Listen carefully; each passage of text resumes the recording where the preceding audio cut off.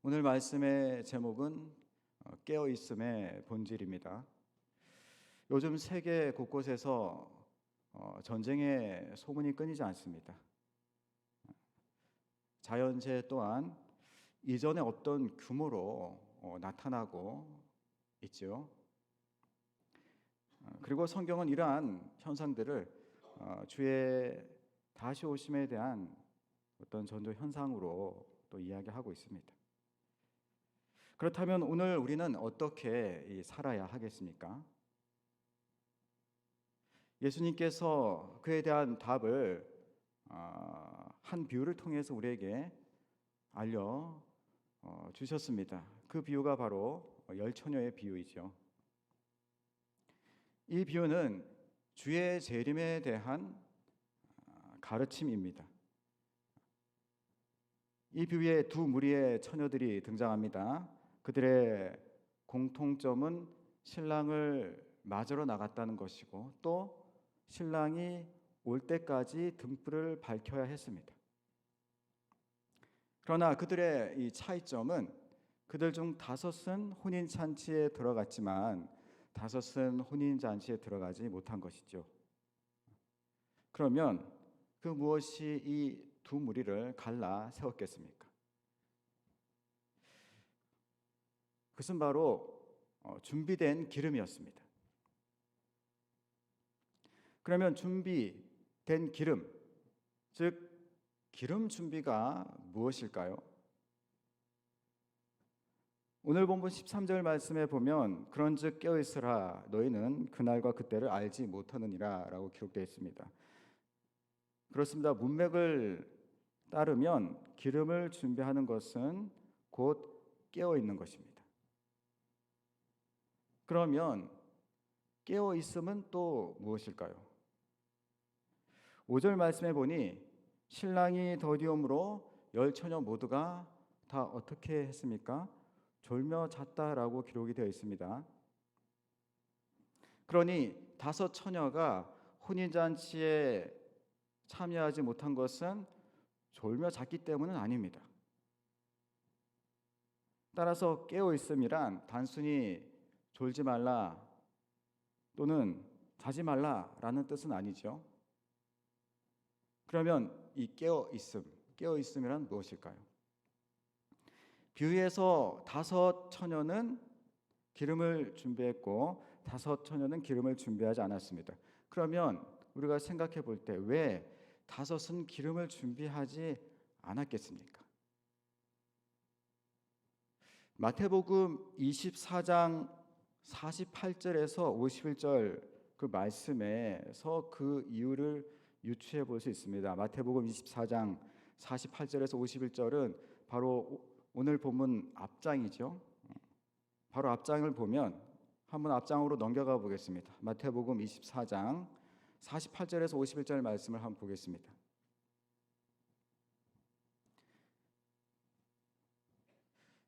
마태복음 24장 48절에서 51절 말씀입니다. 만일 그 악한 종이 마음에 생각하기를 주인이 더디 오리라 하여 동료들을 때리며 술 친구들과 더불어 먹고 마시게 되면 생각하지 않은 날 알지 못하는 시각에 그 종의 주인이 이르러 어미 때리고 외식하는 자가 받을 벌에 처하리니 거기서 슬피 울며 이를 갈리라. 본문에 악한 종이 등장합니다. 그는 말씀을 보니 주인의 다시옴을 알고 있습니까? 모릅니까? 알고 있습니다. 악한 종은 주인의 다시옴을 알고 있습니다. 그러나 주인의 다시 오심을 소망하거나 사랑하지는 않습니다. 즉 주인의 다시 오심에 대해 준비하지 않고 있는 것이죠. 그래서 계속 죄 가운데 살아가고 있습니다. 그러면 이 악한 종의 결말이 무엇이었죠? 그 결말이 마태복음 25장 열 처녀 비유 중에 미련한 다섯 처녀와 그 결말이 다르지 않습니다. 뭐라고 기록되어 있냐면 거기 슬피 울며 이를 갈게 됐다 이렇게 기록되어 있습니다. 즉 그 악한 종의 결말은 지옥의 영벌에 처해졌던 것이죠.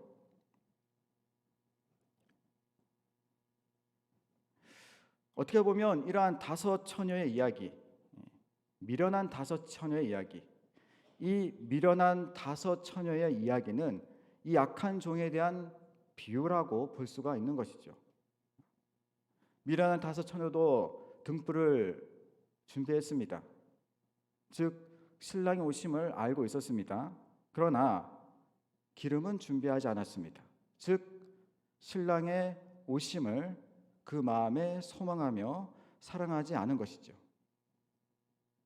여기서 미련한 다섯 처녀가 기름을 준비하지 않은 것은 그 이유를 보게 되는데, 그들이 신랑의 오심을 그 마음에 소망하며 사랑하지 않았다라는 것입니다. 즉 그들은 깨어있지 않았습니다. 그 결과 그들은 바깥 어두운 데서 거기서 슬피 울며 이를 갈게 되었습니다. 그러면 왜 다섯은 기름을 준비했겠습니까?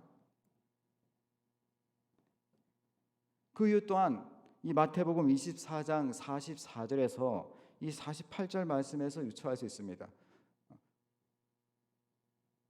악한 종에 대한 이야기 앞에 있는 이야기죠. 마태복음 24장 44절에서 46절 말씀에 뭐라고 기록되어 있냐면, 이러므로 너희도 준비하고 있으라. 생각하지 않을 때에 인자가 오리라. 충성되고 지혜 있는 종이 되어 주인에게 그 집 사람들을 맡아 때를 따라 양식을 나눠줄 자가 누구냐. 주인이 올 때에 그 종이 이렇게 하는 것을 보면 그 종이 복이 있으리로다. 내가 진실로 너에게 이르노니 주인이 그의 모든 소유를 그에게 맡기리라 라고 기록되어 있죠. 본문에 이 충성된 종이 등장하죠. 그는 주인의 집 사람들을 맡습니다. 그들에게 때를 따라서 양식을 나눠줍니다. 또 주인이 올 때까지 그리합니다. 즉 충성된 종은 주인의 다시 오심을 알며 소망하며 바라며 사랑하고 있는 것이죠. 마찬가지로 이 지혜로운 다섯 처녀의 이야기는 이 충성된 종에 대한 비유로 볼 수가 있습니다. 지혜로운 다섯 처녀는 등불을 준비했습니다. 즉 신랑의 오심을 알았습니다. 그리고 기름을 준비했습니다. 즉 신랑의 오심을 그 마음에 품고 소망하고 사랑한 것이죠. 즉 그들은 깨어 있었습니다. 그래서 사도 바울은 이러한 깨어 있음을 다음과 같이 표현했습니다. 이와 같이 깨어 있음을 사도 바울이 어떻게 표현했냐면, 데살로니가 전서 5장 4절에서 8절 말씀을 한번 보도록 하겠습니다. 데살로니가 전서 5장 4절에서 8절 말씀을 한번 찾아보겠습니다. 사도 바울이 이 깨어있음에 대하여 어떻게 이야기하고 있는지, 데살로니가 전서 5장 4절에서 8절 말씀입니다.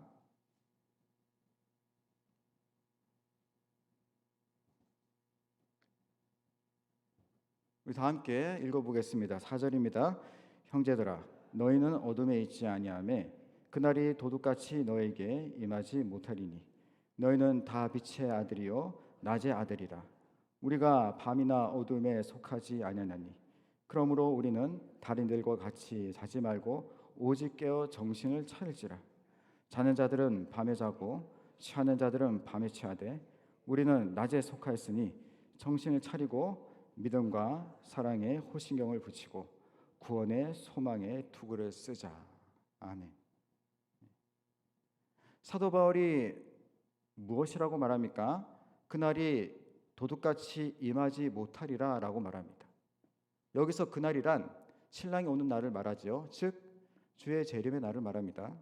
그런데 그날이 도둑같이 임하지 않는다라고 말합니다. 그러면 누구에게 주의 날이 도둑같이 임하지 않습니까?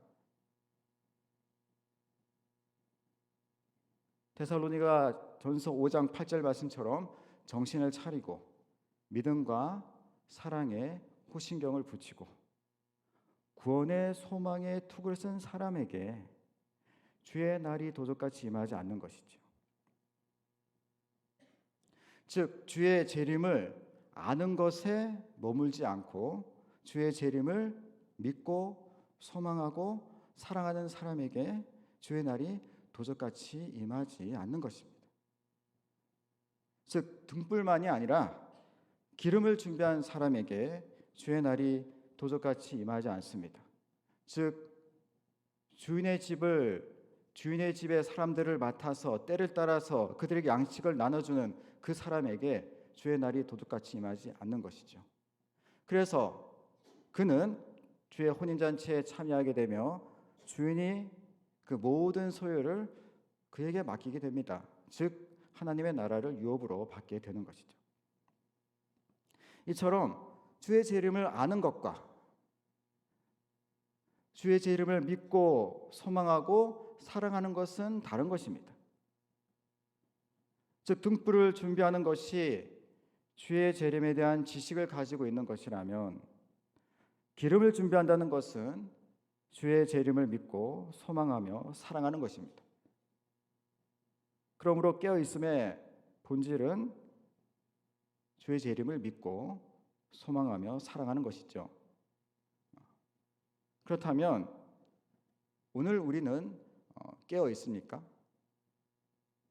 우리는 예수님의 재림을 믿고 예수님의 다시 오심을 믿고 주의 다시 오심을 소망하며 주의 다시 오시는 그날 우리가 영광스러운 하나님 나라에 영생할 것을 사모하고 있습니까? 분명한 것은 불신자들도 성경을 아는 사람들은, 불신자 중에도 성경을 아는 사람들은 예수님의 재림에 대한 이야기는 알고 있습니다. 그러나 그들이 예수님의 재림을 믿고 소망하고 사랑하지는 않지요. 그냥 이야기로 알겠죠. 그래서 천국은 예수님을 아는 사람이 들어가는 것이 아니고 예수님을 믿고 소망하며 사랑하는 사람들이 들어가는 것이죠. 그러면 이 깨어있음이 구체적으로 어떤 것입니까? 이 열처녀 비유 다음에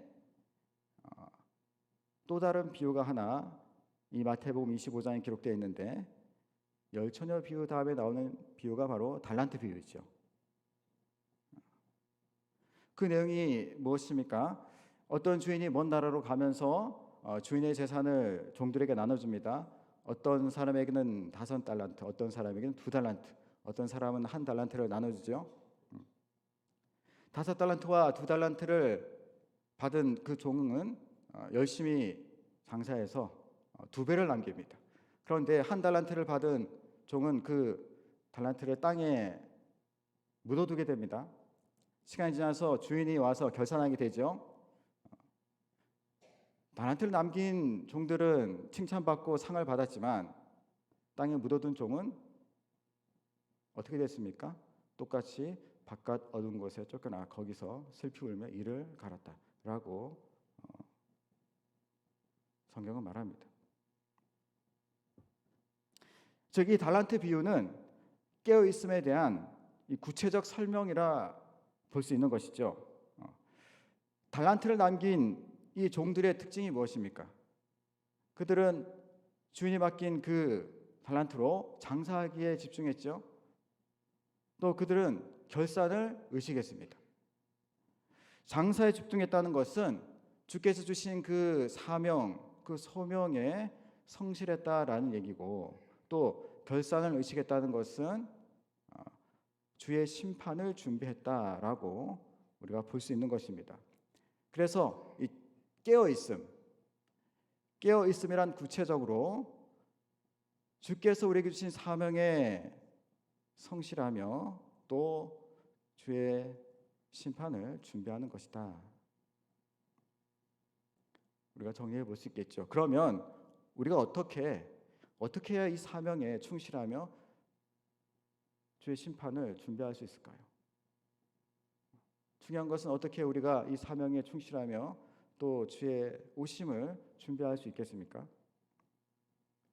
그래서 사도 바울이 다음과 같이 표현했던 것입니다. 우리는 낮에 속하였으니 정신을 차리고 믿음과 사랑의 호신경을 붙이고 구원의 소망의 투구를 쓰자라고 말한 것이죠. 그렇습니다. 우리는 하나님의 말씀을 믿고 예수 그리스도를 믿고 구원을 소망하며 천국의 영생을 사랑하는 줄 믿습니다. 그리고 우리 안에 그 믿음과 소망과 사랑을 주시고 일으키는 분은 바로 우리 안에 계신 성령님이신 것이죠. 그래서 사도 바울은 갈라디아서 5장에서 우리에게 성령을 따라 살라고 끊임없이 이야기하는 것입니다. 즉 우리로 사명에 충실하게 하며 주의 심판을 준비하게 하신 분은 우리 안에 계신 성령이십니다. 그래서 특히 갈라디아서 5장 19절부터 21절 말씀에 보면 이 육체에 따라 갈라디아서 5장 19절에서 21절 말씀에 육체를 따라 사는 사람의 모습을 보여주는데 갈라디아서 5장 19절에서 20절 말씀에 이렇게 기록되어 있습니다. 육체의 일은 분명하니 곧 음행과 더러운 것과 호색과 우상 숭배와 주술과 원수 맺는 것과 분쟁과 시기와 분냉과 당짓는 것과 분열함과 이단과 투기와 술 취함과 방탕함과 또 그와 같은 것들이라. 전에 너에게 경계한 것 같이 경계하노니 이런 일을 하는 자들은 하나님의 나라를 유업으로 받지 못할 것이라. 성도 여러분, 이 갈라디아서 5장 19절에서 21절에 이 기록된 이 모습은 마치 이 마태복음 24장에 나오는 악한 종의 모습과 비슷합니다. 주의 오심을 인식하지 못하고 방탕하게 살며 그렇게 했던 악한 종의 모습과 다르지 않습니다. 또한 열 처녀 비유에 나오는 이 미련한 다섯 처녀의 모습과도 다르지 않죠. 즉 기름을 준비하지 않은 모습, 즉 기름을 준비하지 않은 모습이며 결국 깨어있지 못한 모습인 것입니다. 이 반면에 갈라디아서 5장 22절에서 24절 말씀, 갈라디아서 5장 22절에서 24절 말씀에는 성령을 따라 사는 성도의 모습을 보여주고 있습니다.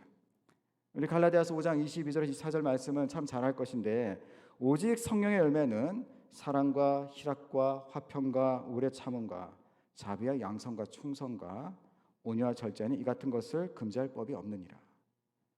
그래서 예수의 사람들은 육체와 함께 그 정욕과 탐심을 십자가에 못 박았느니라 라고 말씀하고 있습니다. 이처럼 성령의 열매를 맺는 삶, 성령을 따라서 그 삶에서 성령의 열매를 맺는 삶이 바로 이 마태복음 24장에 나오는 충성된 종의 모습과 같죠. 또한 열 처녀 비유에 나오는 지혜로운 다섯 처녀의 모습과 같고 이것이 바로 기름을 준비하는 삶이며 깨어있는 삶인 것입니다. 이처럼 우리 안에 계신 성령을 따라서 성령의 열매를 맺는 삶이 바로 주의 사명에 충실한 것이며 또 주의 심판을 준비하는 것입니다. 즉 성령의 열매를 맺는 것이 사명에 충실한 것이고 주의 심판을 준비하는 것이 되는 것이죠. 주 안에서 사랑하는 성도 여러분, 기름을 준비한다는 것, 곧 깨어있다는 것은 구원에서 탈락할까 봐서 두려워하며 막연히 불안해하는 것이 아닙니다. 깨어있음이란 것은 성령 안에서 주의 재림을 믿고 소망하며 사랑하는 것입니다. 그리고 우리로 그 삶을 이끄는 분은 우리 안에 계신 성령님이십니다. 그러므로 우리는 우리 안에 역사하는 성령을 따라 주의 재림을 믿고 소망하며 사랑해야 합니다. 즉 하나님께서 우리에게 주신 그 사명에 집중하며 우리 삶에서 오늘 갈라디아서에 기록된 성령 열매를 충만히 맺어가는 것, 즉 주의 심판을 준비하며 살아가야 합니다.